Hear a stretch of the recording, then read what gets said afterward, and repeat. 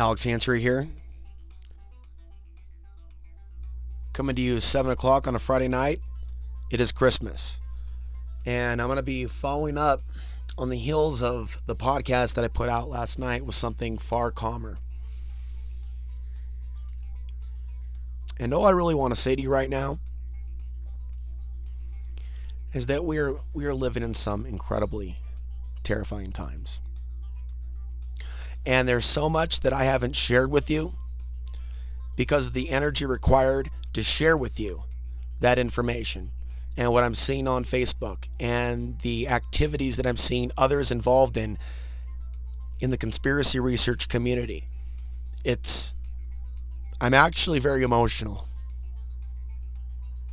trying to even say this, vowing to maintain a calm tone.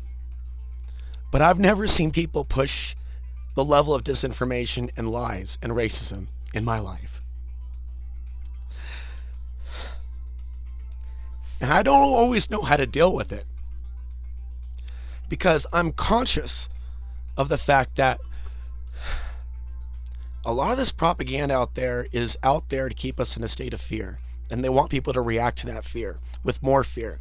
And they want people to hate other groups.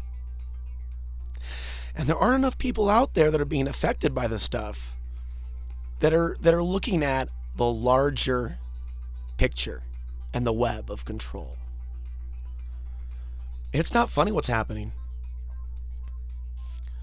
And you know what? I'm actually concerned about even mentioning names regarding some of the things that are going on out there because I believe they're working with the federal government. And it's like we're in an age where YouTube channels are shut down and there's weird changes within Facebook and the machine itself that's pulled so many of us in.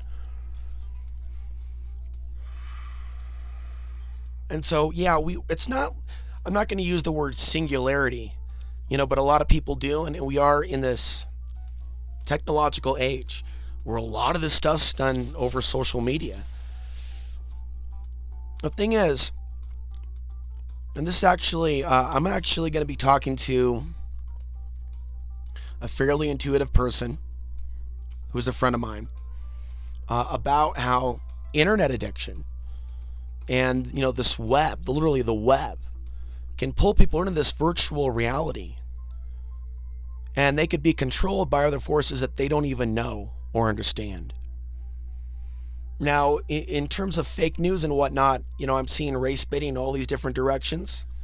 And fortunately, people are reading that stuff. They're absorbing that stuff. It affects them in their worldview and how they relate to people in their own local community.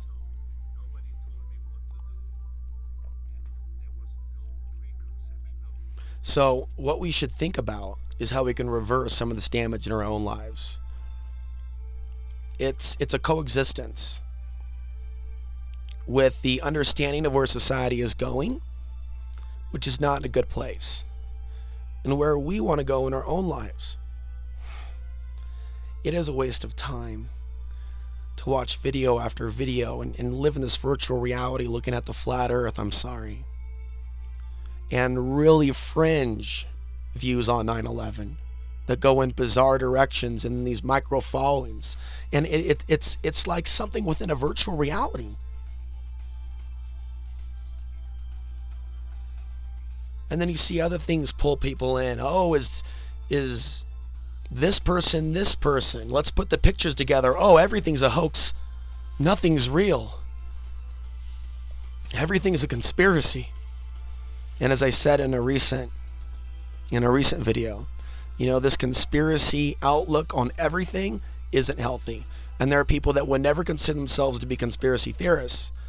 But if they just think it's the Democrats, the Republicans, or the whites, or the Hispanics, the Mexicans, the Muslims, the Middle Easterns, the Asians, and everyone else, the Russians, the Europeans, the Iranians, the Iraqis, the Afghanis, the Brazilians, the Venezuelans, the Canadians, the Italians, the French, the English, London, the Israelis, the Jews. It's too much, man. For years people have wanted to get me on board some ideology that it's the Jews or it's this, or, get behind the whole thing, and that illegal immigration is the number one issue. I've just maintained my own. Look, some of these issues may be important to you, and you have free speech to talk about what you want to talk about. And I've just tried to be who I really am. Not about getting numbers or branding myself. Otherwise, you would have seen that from me already. I'm just who I am. And sometimes the message comes out raw as it is. And I like being who I am. Instead of being some plastic version of Alex Ansary. It's all about getting numbers and pulling people in and saying the right things. And that's why I've lived the life that I've lived. Coming to you now from an RV somewhere out there in the American Southwest. Looking back at my whole life. And everything that I've said and everything that I've exposed and all the light that I've brought to issues. And then also looking at the hardships and the overcoming of the hardships and just stepping back and going, this whole thing is really big. Where my life is going, where your life is going, what is possible, and then deprogramming from the falsehoods, which my deception series on a certain individual was all about. That deprogramming from the fear and the race baiting and then the constant worry. All these years, we've had time to rebuild our lives out of the ashes. Whether your goal is off the grid living or building your own business or building your own website or making your own soundtrack, these are the things of our lives that should really concern us. Getting beyond racial division when we find ourselves in conflicts. I know I recently found myself in a conflict with several people in Costilla County, and I honestly hope that we can resolve those conflicts. And the only way to do that is to get beyond our own anger and resentment and our own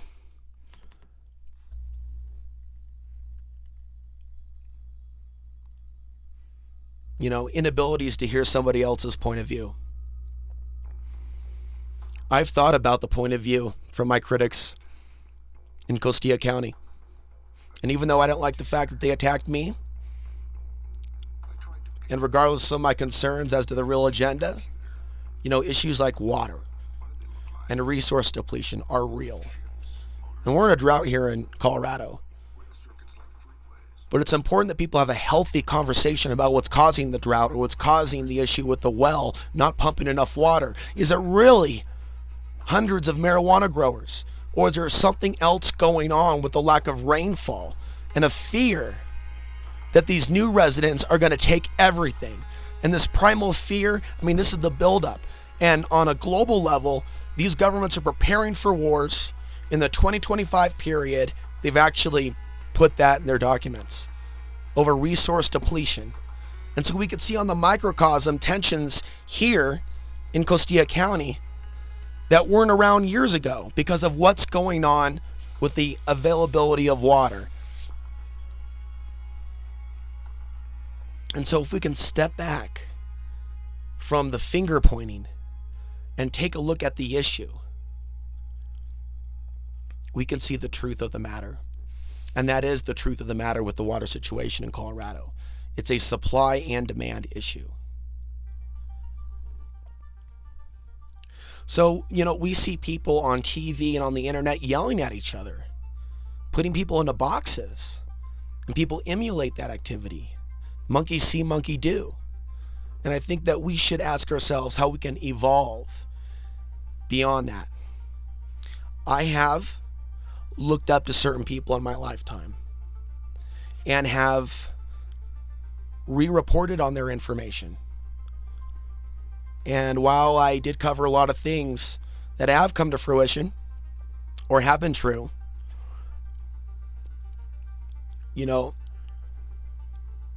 now looking back, I can see the spin. And I can see, why it's so important for people to get out of a mindset of who can I trust 100%.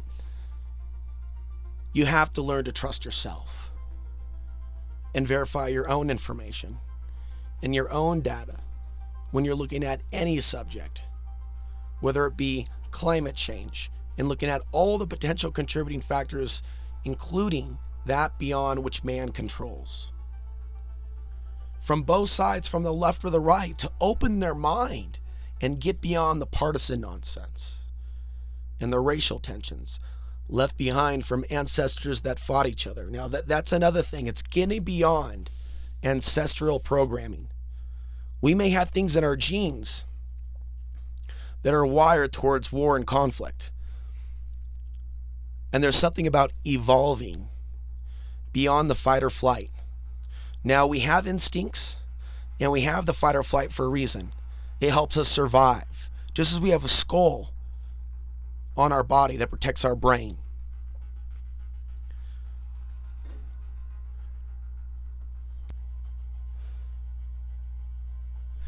And so it's very possible that the very things that we think are horrible in our world, the wars, the cataclysms, the conflicts between people,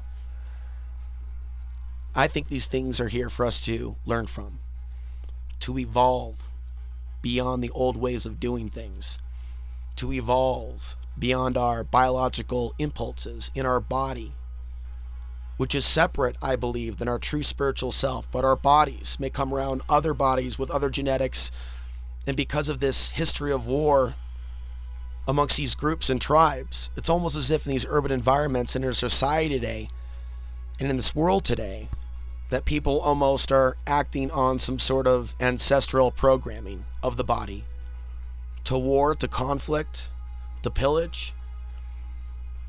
I think there's a part of us that's higher than that. I think there's a part of us that is more evolved than that.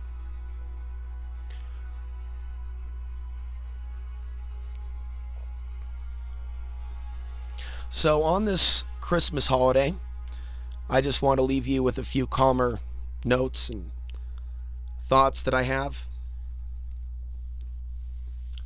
And tomorrow there's going to be a bombshell interview that I'm going to be putting out there. That, is going to be the first of its kind. But we'll leave that subject for tomorrow. For now, Merry Christmas.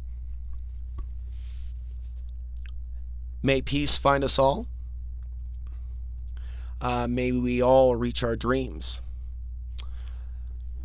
May we all find a peaceful resolution with those that we are in conflict with. May we all rise above our fears of doing the right thing or saying the right thing because of the propaganda out there that tells us that there's going to be consequences. If there was a time in your life where the Creator stepped in and prevented something from happening to you, and if you knew in your heart that that was divine intervention, and if you actually had this happen multiple times in your life,